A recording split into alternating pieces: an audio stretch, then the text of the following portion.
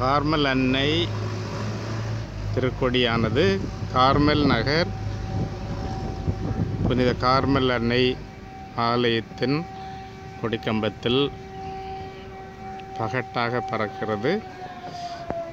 இந்த ஆலயத்தில் பங்கு திருவிழாவானது நடந்து கொண்டிருக்கின்றது.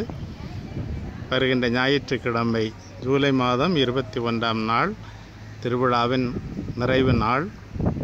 தமிழக கார்மல் சபை தலைவரின் தலைமையில் காலையில் புதுநன்மை திருப்பலியும் மாலையில் கோவை மறைமாவட்ட ஆயர் அவர்களின் கரங்களினால் பிள்ளைகளுக்கு உறுதி பூசுதலும் அதைத் தொடர்ந்து தேர்ப்பவனியும் மாலையில் நடைபெறும்.